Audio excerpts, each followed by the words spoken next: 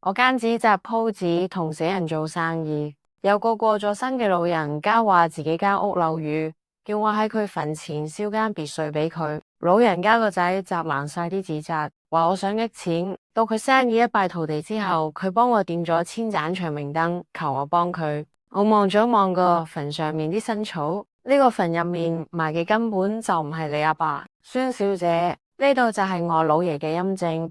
側邊個女人面色有啲尷尬，但語氣都算溫和。我撐住把紅遮，打量住呢塊地，真係一個好穴，視野開闊，前低後高，前面有流水，又有山樹環抱，係個好穴。葬喺呢度嘅老人家會庇蔭後人。可能係呢番好說話講到入嗰女人心坎處，佢面色終於緩和咗啲。呢塊墓地係老爺生前自己揀嘅。我將紙紮攞到墓碑前準備燒，不經意咁望咗一眼前面個墓碑，熄咗手上支火柴，啱啱想轉身問多句，一架黑色車停喺山腳，車入面行出一個着住正裝嘅男人，我一眼就認得出佢就係老人家個仔，名叫劉成發。劉成發幾乎係三步並作兩步衝到我面前，你係邊個？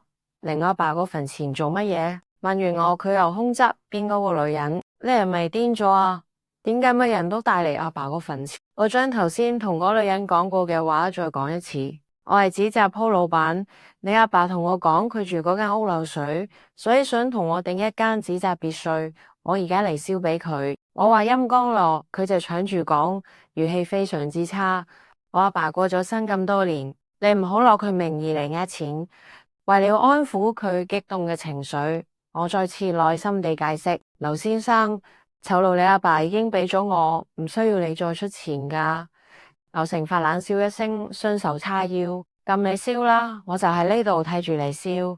燒完你咁收我一毫子，我即刻報警。講完佢就企喺度望住我，死都認定我係個騙子。我望一望墓碑，再次確認今日係唔燒得啦。我收埋啲紙紮準備帶走，順便向佢哋兩公婆說明情況。頭先本來準備燒。但睇到墓碑上面嘅散追日期，我覺得有啲問題。我嘅身份唔可以同人講，講出嚟會俾人當係精神病捉走，只能夠揾個普通人接受到嘅講法解釋俾佢聽。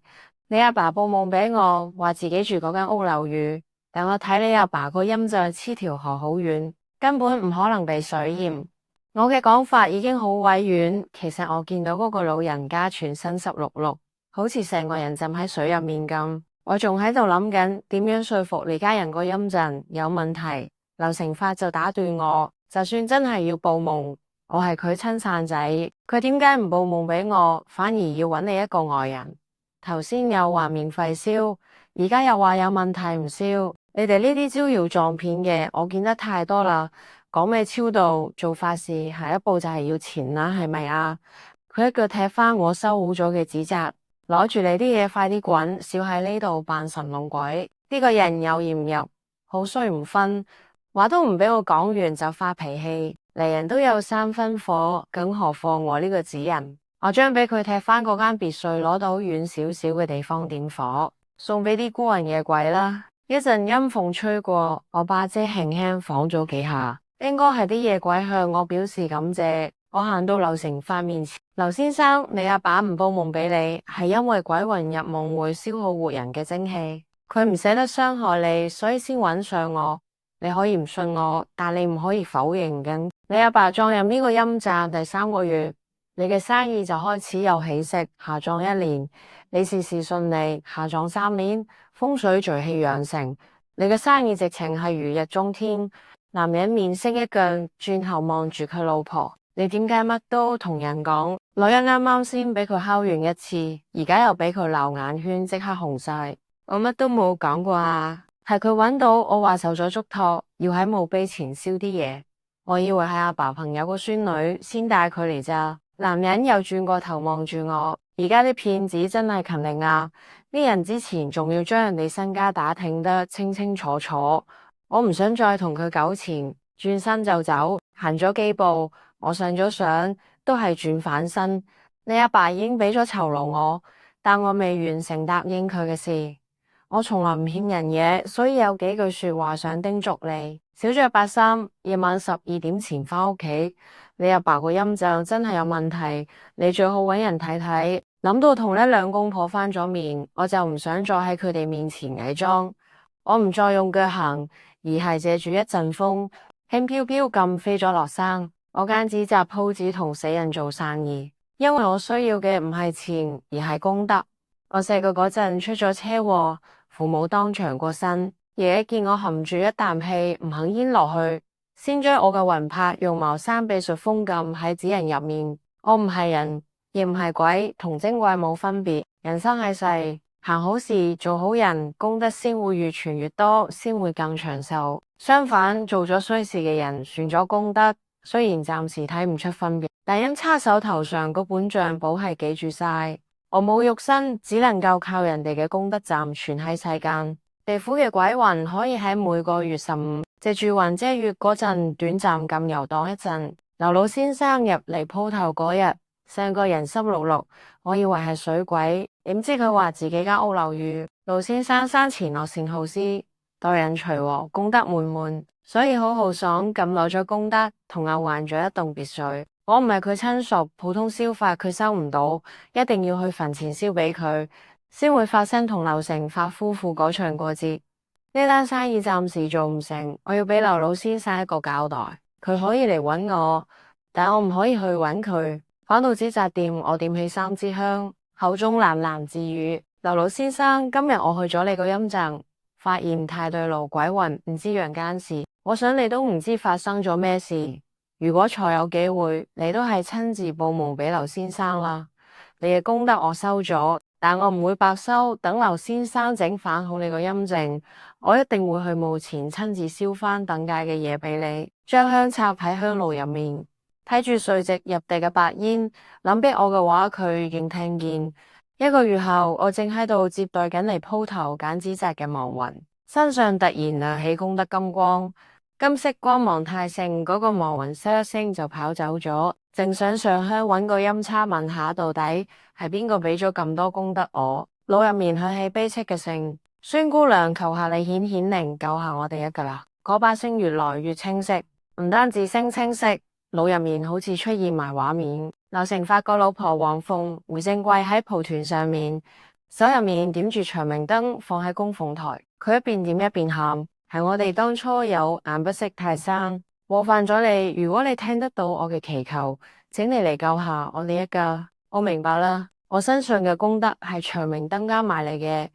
我數咗數，居然有成千盞咁多，怪唔知得我耳仔聽得到聲，腦入面仲會出現畫面。呢個就係祈願嘅力量，佢藉住長明燈同我建立咗聯繫，誠心祈禱，我先會聽到佢把聲，就好似神明同信眾咁。睇嚟我擔心嘅事最終都係發生咗。我本來唔想管閒事，不過幫咗劉家，正好可以還清劉老先生送俾我嘅功德。而且劉家呢件事發生得好係巧，係俾人算計，我幫咗佢哋，亦都係為自己積存功德。我用紙鶴寄咗封信，約劉家人第2日去劉老先生個陰象見面。中午係一日之中陽氣最足嘅時候，我係紙人受唔住陽氣，所以每次出門都要打紅遮嚟幫我吸收陽氣。等我飄到劉老先生陰症嗰陣，劉家兩公婆一早已經喺度等緊。與眾不同嘅係劉成發今次個狀態，1個月前佢仲係大腹便便，一副雙人精明樣，而家好似極速乾枯脫水嘅蔬菜咁，光爸爸咁縮喺輪椅入面，對眼直勾勾咁望住前面。遠少少仲企住2個身材魁梧嘅男人，好似係幫劉成發抬輪椅上山嘅。側邊仲企住2個背住急救箱嘅醫生，可能準備隨時搶救。我想過佢會出問題，但冇諗過會俾人折磨成咁。劉先生呢個係，仲未等我問完，黃鳳梅就激動咁開口：孫姑娘，快啲救下我屋企啦！自從上次同你分開之後，我哋屋企就出咗問題。先係我個仔打波跌斷咗腳，之後我老公個地盤又出咗事，地盤入面唔知邊度出現大量嘅蛇，咬傷咗好幾個工人。好多人見到有蛇都唔敢嚟開工，地盤停咗工啦。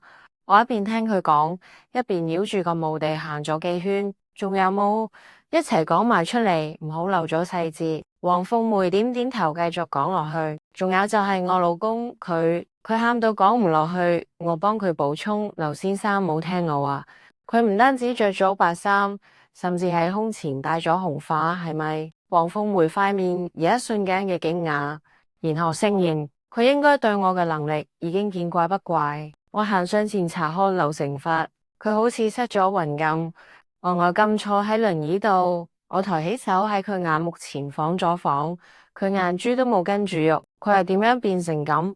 黃鳳梅把聲震晒，老劉話去參加一個咩宴會，係酒店嘅人打電話話俾我聽，佢喺宴會上面暈倒咗。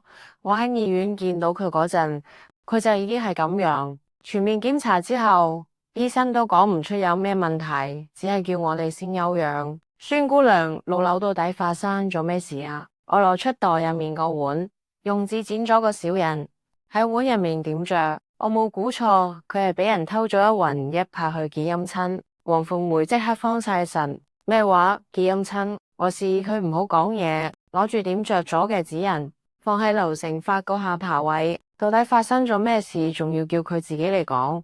紙人燃燒得好慢，燒起嘅火好似打火機火苗咁，隨風輕擺喺劉成發下巴度燒。佢啲鬚根未燒焦，下巴逐漸紅腫。黃鳳梅心痛到眼淚流晒落嚟，但知我唔會害佢哋，捂住個嘴唔敢出聲。唔使一陣，劉成發個下巴就被火燒出一個血泡，血泡越來越大，終於破咗。一滴液體滴落紙人度，吱一聲，火苗應聲熄咗。同時，劉成發好似溺水嘅人，突然呼吸到新鮮空氣咁，擘大口開始呼吸。黃鳳梅激動咁跑過嚟，老劉，你醒返啦！孫姑娘，你太犀利啦！我嘆咗口氣，我只係用佢身上嘅油脂滴喺紙人度，做咗個假人頂替，暫時將佢嘅一魂一魄揾返嚟。時間一過，假人失效，佢仲係會變反原樣。劉成發穩定嘅眼珠逐漸有返光彩，佢四圍望咗望，然後問黃鳳梅：我哋係？佢餘光見到我，即刻收咗聲，諗咗一陣，好似有啲唔好意思。孫姑娘，之前係我愚蠢，我屋企嘅事仲係要麻煩你解決。之前我向你道歉，對唔住。劉成發態度誠懇，我都唔係斤斤計較嘅人。黃女士幫我點咗咁多盞長明燈，功德足夠我幫手啦。趁住清醒，盡量將你昏迷嗰日嘅事講清楚，我先好幫你解決噃。劉成發合埋眼回憶咗一番。嗰日我受邀出席商會一個頒獎典禮，上台領獎嗰陣，我就暈咗。黃鳳梅心急咁問：你出發嗰陣着嘅唔係白衫，點解送到醫院嗰陣身上着住套白西裝？劉成發面色一白，我到會場冇幾耐就俾一個服務生潑到成身紅酒，但頒獎典禮快開始，我嚟唔切換衫，唯有攞走店經理套衫着住先。黃鳳梅假裝生氣打咗佢一下，唔係叫你唔好着白衫咩？劉成發皺住眉，當時望住領獎，而且嗰個服務生喺我西裝度放咗個暗紅色嘅袋巾，我諗住都唔算全白晝，揾到問題根源啦。劉先生，你最近衰氣纏身，額頭紅指帶有桃花實，着白色會令你氣場更弱。白色衫又插咗玫紅色袋巾，就好似新郎哥結婚嗰陣胸前戴嘅紅花咁。會人結婚都係紅衫戴紅花，咁同死人結姻親就係着白衫戴紅花。行上領獎台，舞台上面啲燈光形成光煞，照出你嘅三魂七魄。着白衫戴紅花，賓客拍手慶賀，你個鬼新娘就嚟帶走你一魂一魄。黃鳳梅唔記得咗喊，下意識縮咗縮條頸。劉成發徹底面都青晒，成個人喺度震。孫姑娘，孫大師，呢個點解決啊？點算好啊？我放輕把聲安撫佢，呢個容易解決，結姻親需要有八字，你個八字應該跟埋喺女鬼個骨灰壇或者棺材入面，揾到寫住你八字張紅紙，攞走燒咗佢就破咗。你呢個係俾人算計，你最近有冇同邊個結怨？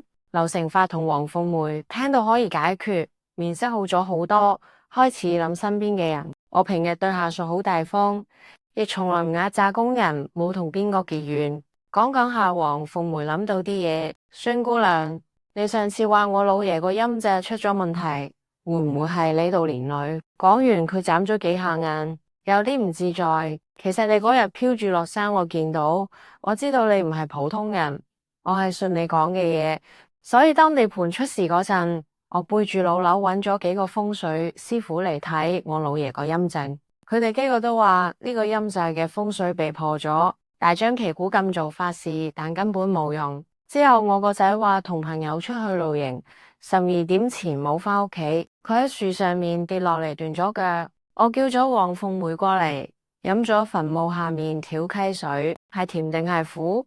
黃鳳梅雖然嫌棄，但都夾硬飲咗一啖，好甜好清。返到墳墓前，我又攞出宣紙撕咗一條，衝住墓碑掟過去，紙條輕飄飄咁打住轉跌喺地。樹木茂盛，河水甘甜。墓前冇煞氣邪風，呢度聚嘅氣並冇破。黃鳳梅明，孫姑娘，你上次話呢個陰症引得好，會福澤陰蔽後人。呢個墓穴養嘅氣冇破，點解我哋屋企會咁倒霉？我望咗劉成發一眼，因為呢個墳入面埋嘅根本就唔係你阿爸，唔可能。劉成發突然激動起嚟，係我親手抱住阿爸個骨灰下葬，點可能唔係我阿爸？我指指墳邊一啲紅色嘅名，墓碑後面啲荒草入面有紅色冥紙。安葬係喪事要撒白色冥紙，遷墳相當於搬屋，係喜事要撒紅色冥紙，所以呢個墳一定俾人喐過。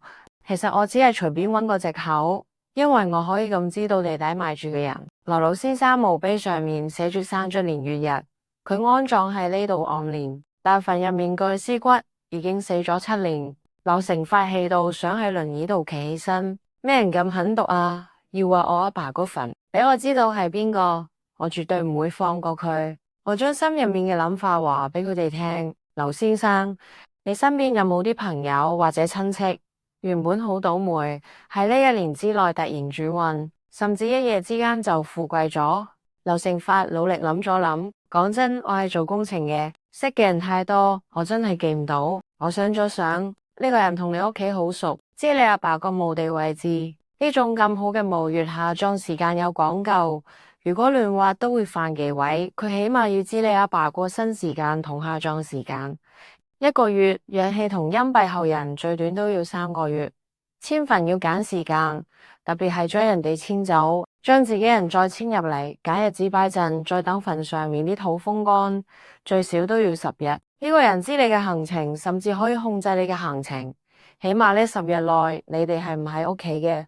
我縮細咗範圍，又俾咗時間。劉成發眉頭重咗少少，隨即恍然大悟。我每年都會帶細路同鳳梅去外國旅行，半年前先去過，去咗大概2星期。旅行地點、機票、酒店都係秘書定嘅。劉成發神情堅定，唔可能係周秘書。周秘書跟咗我2年。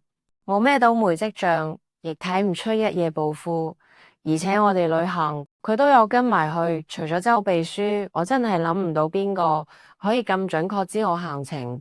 黃鳳梅卻唔以為然咁撇撇嘴，唔係周秘書仲可以係邊個？老爺個墓地佢知，每年祭祀亦係佢一手操辦，仲可以控制你行程。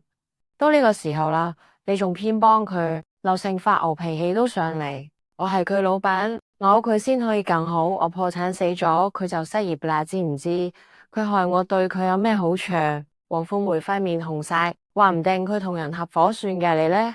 劉成發唔甘示弱，話唔係就唔係。小周對我好忠心，佢唔可能咁做。黃鳳梅俾佢敲到急啦，係咁嘈。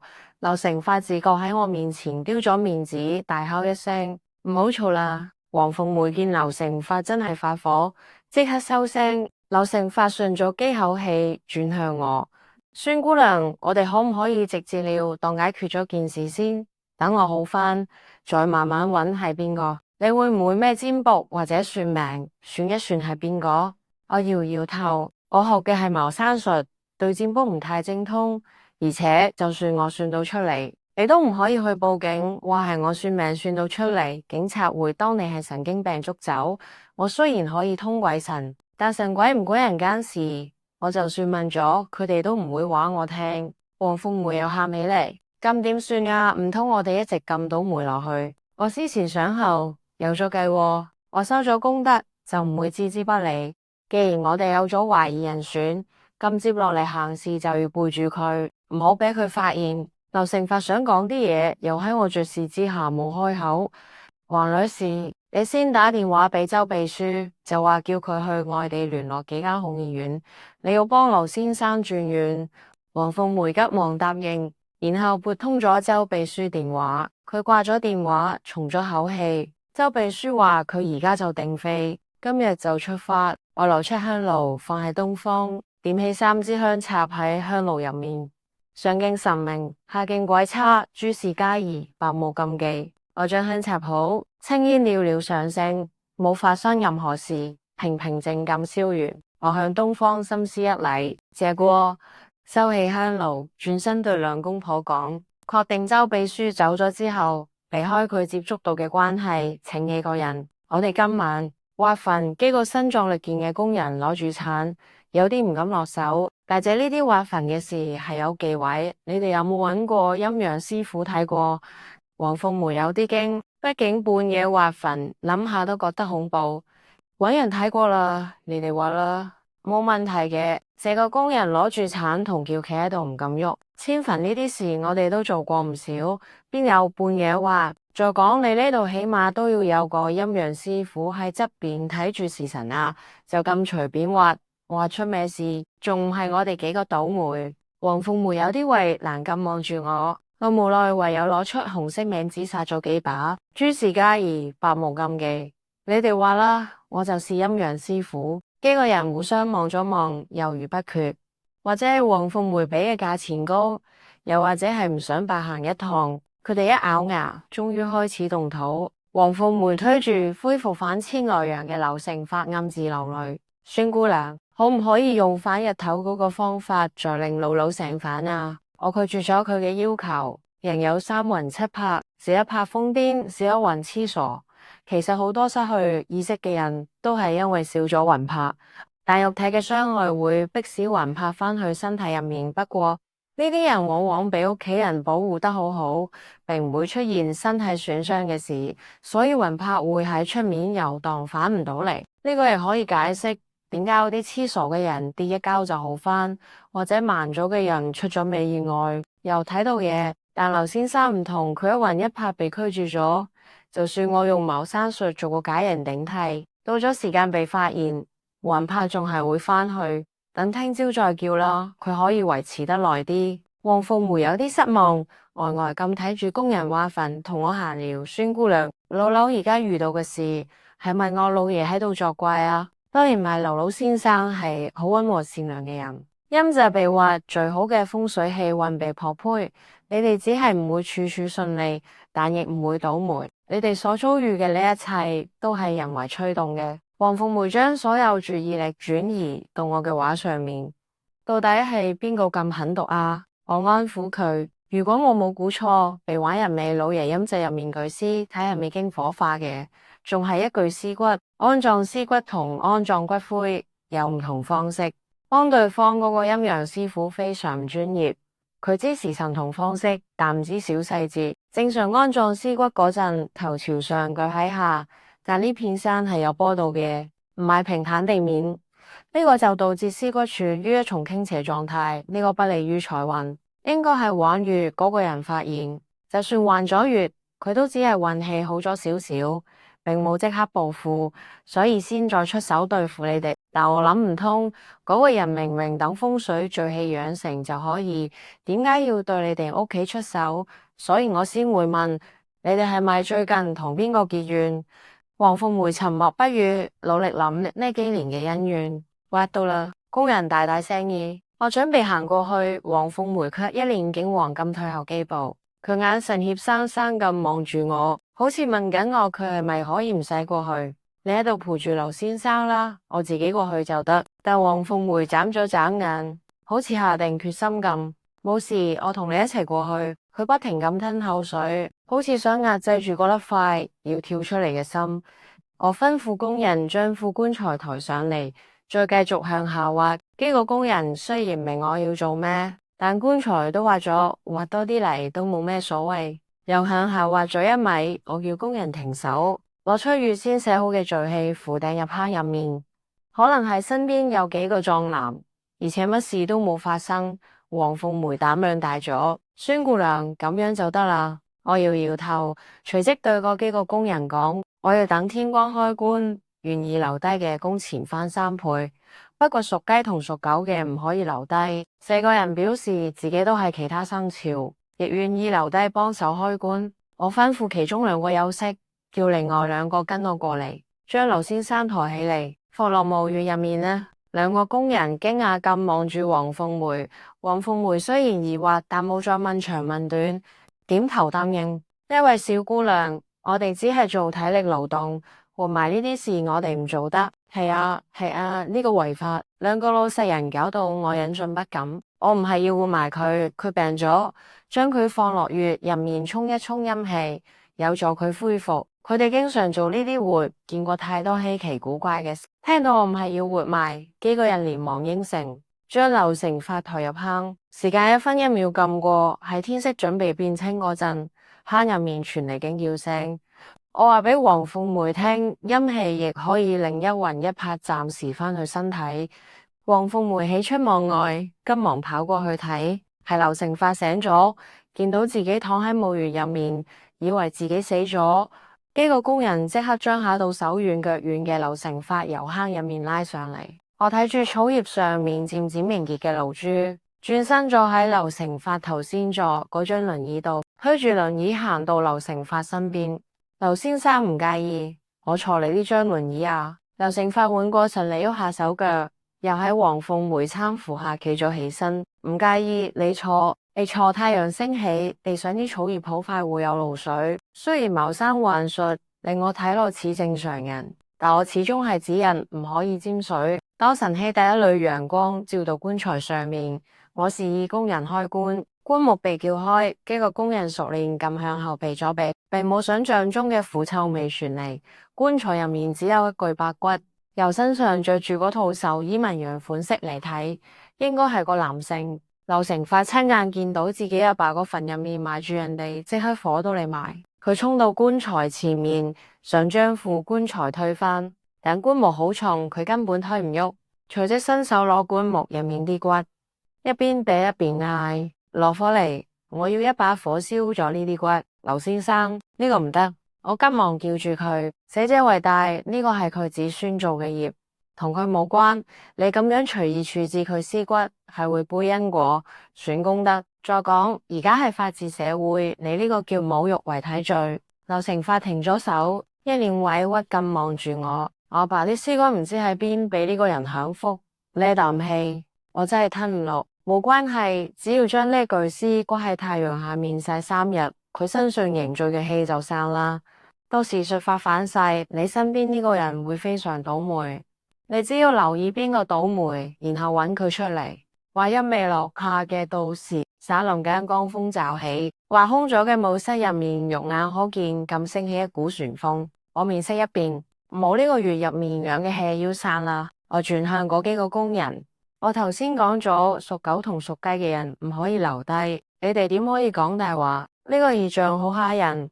一個工人面色煞白，一夜坐咗喺地。我屋企5個細路等住養，我只係想賺多啲錢。我以為你係故弄玄虛，冇諗過會變成咁。一臉氣憤嘅劉成發同黃鳳梅亦緊張起嚟。孫姑娘，呢個會點樣？我急忙攞出黃紙開始剪紙人。紅雞啼，黑狗叫，唔單止會敗咗穴入面養成嘅氣，亦擾咗死者安處，怕且要俾佢纏住咯。我迅速剪咗5個紙人，遞俾除咗劉成發之外嘅5個人，咬破中指，用血喺紙人塊面畫上眼同鼻，然後放喺貼近胸口嘅衫袋入面。幾個人被嚇到面色發白，唔敢反駁，即刻照做。見到幾個工人已經放好，對佢哋講：返屋企即刻將身上套衫燒咗佢，7日唔好出門，特別係夜晚，快啲走啦！幾個人嚇到連工錢都唔敢要，一路小跑咁黐開呢度。工人走咗，黃鳳梅肉眼可見咁震到好似西咁。我唯有安撫佢：你唔使驚，我俾你個紙人可以幫你擋一下。劉成發亦失咗頭先嗰股氣勢。咁我呢？點解冇俾紙人我？你本來就缺魂少魄，同死人冇分別，冤魂唔會對你落手。只係劉老先生呢個穴好不容易養氣嘅氣徹底破咗，原本穴入面屬於你養嘅氣未散盡，唔太顯現到出嚟，而家氣徹底散盡，你可能要倒霉一段時間，生意上唔係好順利，生活入面亦容易犯口舌，你自己多多注意。等我哋將劉老先生屍骨揾返，3個月後呢啲問題自然會消失。呢個穴氣已破，呢具屍骨嘅後人亦會倒霉。我學茅山術日子尚淺，對陣法唔太精通，但呢個穴氣已散，估計嗰邊已經知啦。我仲係第一次遇到咁棘手嘅事。跟爺爺學茅山術嗰陣，我只係中意符紙幻術，溝通陰陽，諗住可以積存啲功德。睇嚟以後我仲應該學多啲。夜色之間，穴氣盡散，山入面景色睇落都有啲變化。正值盛夏，墳墓周圍啲樹開始跌枯葉，睇落蕭索悲涼。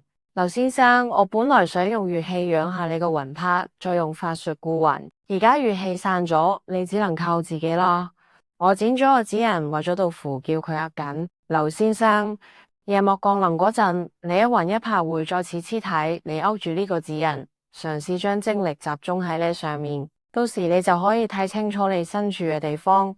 到時我再將你魂魄召翻嚟，你要話我聽，你魂魄去咗邊？劉成發面色發白咁點點頭。兩公婆將棺木入面屍骨擺喺太陽下面曬，陽氣漸盛，草葉上面啲露珠都曬乾晒。我係紙人，就算撐住紅遮都受唔住陽氣咁樣曬。我提出返去，夜晚再嚟，但兩公婆話咩都唔肯俾我走，覺得同我一齊安全啲，我唯有跟埋佢哋一齊返去。佢哋邀我去屋企做客，劉家間好酒好氣，屋企仲有2個工人，生活好滋潤。我叫劉成發繼續扮昏迷，因為到底係邊個暗中落手仲未確定。直到去咗2樓睡房，2個人先徹底放鬆落嚟。咁啱，周秘書打電話嚟，黃鳳梅開咗免提，清脆乾練嘅聲由入面傳嚟。王姐，我呢邊已經聯絡到一間康復中心，我哋幾時送劉總過去？黃鳳梅望咗我一眼，我對佢輕輕搖頭，佢即刻就明我意思。我朋友介紹咗個醫生俾我，聽講睇得好好。你而家飛去海事幫我哋搵間短租屋啦。周秘書一直好似猶豫咗一下。王姐喺網上先訂酒店得唔得？我屋企有啲事要處理。黃鳳梅一聽佢要返嚟，即刻眼金金咁望住我，有咩事都停一停先，邊個都冇屋企老劉重要。老劉如果有事，你就失業啦，知唔知？黃鳳梅訓咗周秘書一餐，直接掛咗電話。電話一掛，佢就急不及待望住我。孫姑娘，你今日話穴氣破咗，換墳嗰個人都要倒霉。係咪周秘書倒咗咩霉，所以急住返嚟？我仲未講嘢，劉成發就出聲打斷。我都話咗唔係周秘書咯，嗰副棺材入面明顯係個男人。周秘書個老豆仲生勾勾喺度啊！黃鳳梅一見劉成發護住周秘書，即刻火冒三丈。佢老豆生勾勾就唔可以係阿爺阿叔或者其他親戚啊？要講身邊邊個運氣好，數都數到佢運氣最好啦。啱啱畢業嘅大學生，2年唔夠就做咗總經理秘書。呢半年嚟更加係又買車又買樓，佢邊度嚟咁多錢啊？劉成發眼神有明顯慌亂。我係睇周秘書一個女仔唔容易，所以幾個小投資都算咗佢一份，嗰啲係人哋正常得到嘅分紅。黃鳳梅唔甘示弱，公司咁多個秘書同經理，點解你就提拔佢唔提拔人哋？劉成發躺喺床度，直接翻身合埋眼。我同你講唔清楚，我呢個病啱啱好你就驚我。黃鳳梅氣焰即刻熄晒，諗必亦係覺得劉成發生病，唔應該同佢嘈。天色漸暗，我囑咐劉成發將精神集中喺紙人上面。最後一縷陽光消失喺地平線，劉成發亦好似瞓着咗咁緩緩合埋眼。我攞出香爐擺喺東方位，點起3支香，3支香平穩燒完。我示意黃鳳梅扶劉成發坐起身，好似上次咁燒紙人，燒佢下巴。幾分鐘後，佢開始雙手痙攣，猛咁擘大眼，大大聲嗌：唔好過嚟！救命啊！唔好過嚟！黃鳳梅急忙撳住佢雙手。老劉，係啊，老劉。劉成發掙扎咗一陣，終於擘大眼睇清眼前人。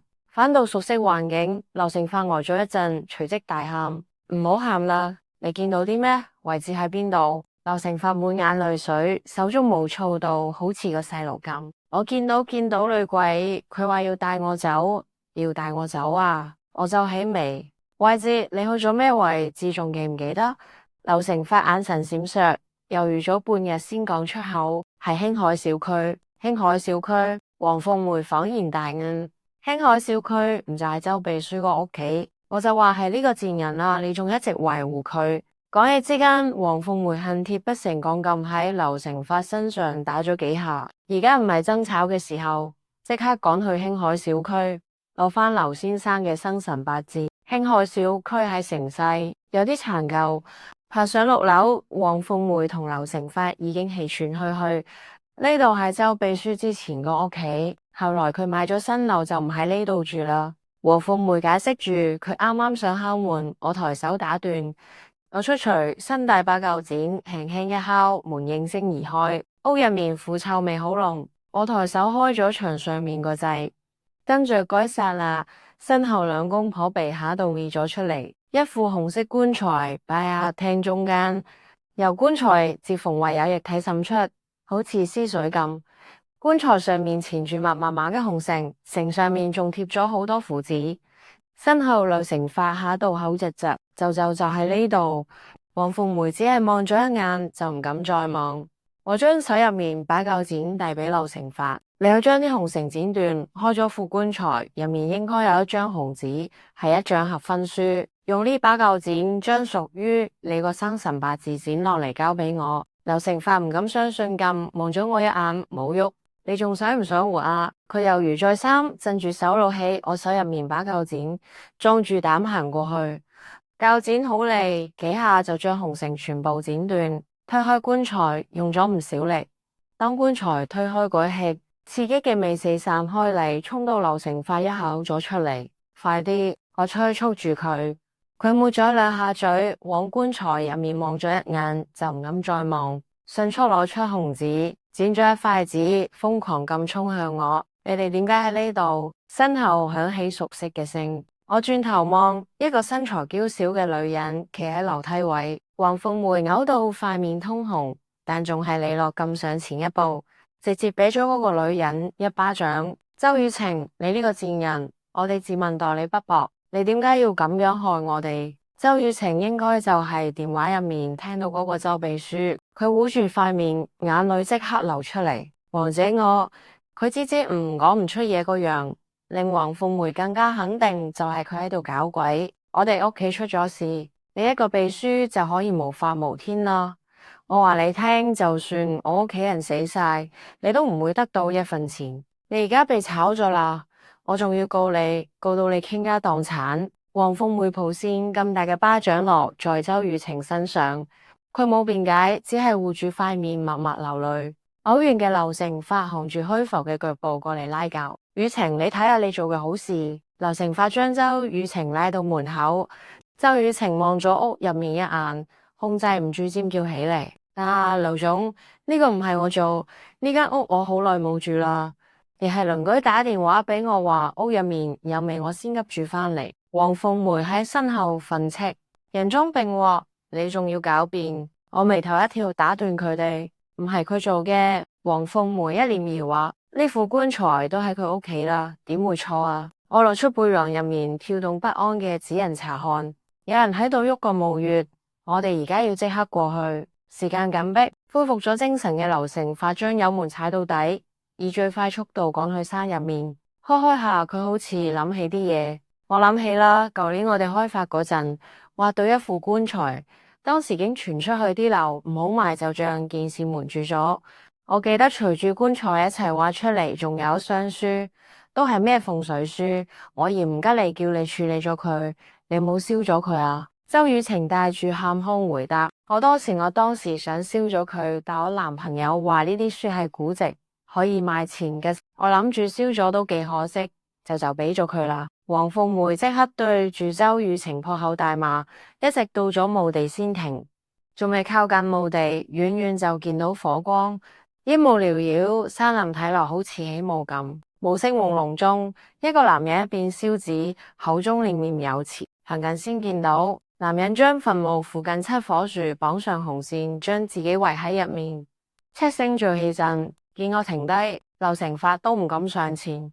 孫姑娘，咩係七星聚氣陣啊？七星聚氣陣就係借天地靈氣養墓穴，本來3個月先可以聚起嘅氣，一夜之間就可以聚起，咁樣再入葬就唔使重新養氣。呢個七星聚氣陣已經失傳咗好耐，冇諗到居然仲有人識用。我攞鉸剪剪斷紅線，紅線落地綁喺線上，啲鈴鐺稀里嘩啦咁響。咩人？嗰個男人見擺陣被打斷，急忙企起身。身後嘅周雨晴上前一步：宋哲，你喺度做咩？火堆入面啲松枝燒到噼噼聲，紅色火苗影紅咗宋哲塊面，令佢睇落有啲猙獰。呢位先生，古人話命由天定，你咁樣為人祖墳偷運氣運，係會遭天譴。宋哲皺咗皺眉，握緊手入面把鐵鏟。原來係你哋破咗我嗰陣。宋哲望咗望身後嘅劉成發，即刻瞪大眼。你點解仲未死？隨即佢攞起身邊一本書翻揾，唔應該押749日，你應該早死咗。我輕笑，宋先生，你呢本書應該係古籍，古人嘅時間唔精準，同我哋而家仲係有差別。此地所講嘅49日，其實仲差半日。屋入面具屍體係邊個？點解要話人哋個墳？你最好解釋清楚。宋哲冷笑一聲，你就算報警，我大把都唔驚。你有咩證據證明呢個墳係我挖墳嘅動機呢？唔通你要同警察講我識法術，要玩運氣，警察會當你係精神病捉走。再講嗰間屋係周雨晴嘅，入面有咩嘢同我有一咩關係？我同周雨晴已經分咗手啦。黃鳳梅氣唔過，你同佢分手，點解仲要幫佢害我哋？宋哲冷冷咁望咗一眼周雨晴，又將目光轉向劉成發，眼入面嘅怨毒壓都壓唔住。我點解咁做？點解唔問下你個好老公劉成發？你老豆啲骨我一早掟咗落河餵魚啦，你活該被我挖祖墳。劉成發伸出手指向宋哲，你宋哲惡狠狠咁話：你咩嚟啊？呢啲都係你為富不仁應得嘅。講住轉向黃鳳梅，你個好老公以招助你名義將周雨晴調到佢身邊。周雨晴就係個三流大學畢業，佢識做咩助理啊？無非就係睇中佢後生靚女。周雨晴瞬間面色煞白，眼入面啲淚止唔住咁流。宋哲更加肆無忌憚。周雨晴，你喊未啊？唔通你就係無辜嘅？你同我講係劉成發強迫你，佢強迫你一次，仲可以強迫你2次啊？仲係你自己願意同佢瞓？佢買樓俾你，買車俾你，你轉頭就同我講分手，嫌我窮，嫌我冇本事，所以你就俾個老嘢當情婦，破壞人哋家庭做小三，你要唔要面啊？劉成發氣到滿面通紅，你收聲。宋哲雙手一攤，我收咩聲啊？你唔係中意後生靚女咩？我同你結嗰個姻親點啊？個女仔靚唔靚啊？我係由醫院千挑萬選偷出嚟。啱啱死，新鮮熱辣啊！你有冇好好用啊？講完佢好似癲咗咁哈哈大笑。你呢個小姑娘，劉成發呢種黑心商人，你點解要幫佢？唔通你都係佢情婦？我話你聽，佢屋企呢個月已經俾我徹底敗咗。劉成發想再借住個月起運，係唔可能啦。好似要印證佢講嘅話係事實咁，話音剛落，使個大地顫咗一下，一陣若有似無嘅龍吟響徹山林。緊接住，原本空洞嘅墓穴，好似大海漲潮咁，瞬間灌滿咗水。我恍然大悟，呢個唔係七星聚氣陣，呢個係七星聚殺陣。呢座山本身係一條龍脈，呢個墓穴係龍身上一處鱗片，佢做嘅呢就等於拔咗龍鱗，地底衝出嚟嘅係龍血。雖然對成條龍脈冇愛，但呢個穴肯定係敗咗。宋哲把聲充滿玩味，你識嘅嘢都幾多喎。不過你報警我刑警，你冇證據證明呢一切嘅合理性，警察係唔會受理。就算被捉走咗，頂多就係因為感情糾紛引起嘅矛盾。閂翻機日，我就放翻出嚟啦。佢攞起嗰疊書，呢啲書入面有好多整人嘅法子。劉成發你瞓我女人，你就等住俾我整死咯。我攞出香爐，抽出3支香點燃，上敬神明，下敬鬼差，妖邪作祟，速嚟審判。線香燒起嘅煙直直咁沉入地底。宋哲望咗幾眼，然後開始翻書。我都要睇下你玩嘅係咩花樣。佢不停咁翻住手入面幾本書，翻到滿頭大汗，都揾唔出我喺度做咩。唔好揾啦，我呢種點香嘅本事唔係人人都有。實話話你聽都冇所謂。我爺爺生前有大功德，死後喺地府做咗主保，管住陰差調動。我燒香喺度求我爺爺，求佢派個陰差俾我幫我辦事。你個基本爛書根本唔值錢。我話叫你解釋，唔係去同警察解釋。你呢啲妖法有違天道，需要解釋嘅係陰差。宋哲聽我講完，一臉輕鬆。陰差又點啊？呢本書話人嘅陽壽未到，就算係閻王嚟咗，都唔可以夾硬帶走我。我盯住快要燒完嘅香，耐心地解釋俾佢聽。千萬年嚟流傳嘅秘術多，但好少人用。嗰個係因為逆天而行，代價非常大。你嗰本書只係話你聽揾墳轉運，有冇話你聽司法代價減陽壽啊？你罪殺拜月，邪煞折損你嘅功德，你冇功德護身，陽壽亦會減少。宋哲，你表面上話係因為周雨情出軌流成法，實際上仲係為咗你自己。呢個墳你已經還咗1年啦，嗰陣時你仲未知道流成法同周雨情喺一齊啦。講嘢之間，3支香燒完。一陣陰風吹過，2名鬼差手執鐵鏈出現在面前。我上前行禮，有錄2位陰差大哥。呢個人善用邪術，學配呢度風水，佢度含唔深，只係拔咗片龍鱗啫。如果真係放乾龍血，引到龍脈潰敗真龍飛升，咁呢度就會永無主日。鬼差翻開手入面本命簿翻穩。宋哲四圍望，你喺度同邊個講嘢？你又喺度玩咩花樣啊？鬼差睇到命簿上面顯示嘅罪孽，亦係一皺眉。2名陰差抖咗抖手入面挑鐵鏈，宋哲向後退咗1步。佢之前陽壽未盡，睇唔到鬼差，大概係罪孽深重，接咗壽。佢即刻睇到鬼差。你哋係邊個？點解會喺呢度出現？我識法術，我會擺陣招陰。你呢啲小鬼，小心我受咗你。劉成發同黃鳳會睇唔到2名陰差，嚇到縮喺我身後。孫姑娘，發生咗咩事啊？我冇講嘢，睇住陰差將鐵鏈捆喺宋哲身上。宋哲被困住喐唔到，嘴入面仲喺度不停咁嗌。我急忙叫住陰差，2位大哥，呢個肉身我哋唔方便處理，勞煩你哋幫幫手啦。鬼差鐵鏈一抖，好啊。跟住宋哲具肉身好似失咗魂咁，踉踉蹌蹌咁往山下行去。成個過程，周雨情嚇到一聲都唔敢出，直到宋哲行到睇唔見啦，佢先轉身向我望過嚟。宋哲佢去咗邊？佢會點樣？我瞥咗周雨情一眼。宋哲陽壽已盡，還怕被鬼差帶走？至於肉體可能失蹤，可能跌落河，亦可能。話音仲未落，身下條盤山公路響起輪胎打滑嘅剎車聲、撞擊碎裂聲，仲有寵物落地嘅聲。宋哲應該車禍身亡。夜深山林入面靜到嚇人，頭先嗰陣剎車聲更加清楚，好明顯周雨情聽見咗。佢一嘢坐咗喺地，和咗幾分鐘之後，開始嘤嘤咁喊起嚟。一直強勢嘅黃鳳梅一直被嚇到唔敢出聲。劉成發始終係個男人，膽量仲係大啲。暈咗片刻之後，佢過嚟詢問孫姑娘，我阿爸啲屍骨而家喺咩地方？我指墳墓下面條小河，大概喺嗰度啦。俾劉老先生重新揾個陰質啦，呢個月唔可以再用啦。劉成發連連稱是，諗咗諗，我仲係叮囑佢幾句。我知道你積累財富唔容易，但亦要知有捨先有得，多啲捐錢對你有好處。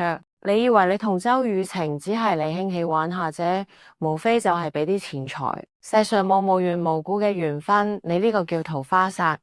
應殺嘅人選嘅唔單止係錢，嚴重嘅會家破人亡。你夫人對你情深意重，你落魄嗰陣佢冇黐開你發低咗亦唔應該辜負佢。你喺挖到棺材嗰陣上報揾到古籍上交，就唔會令宋哲有幾攞到呢啲書。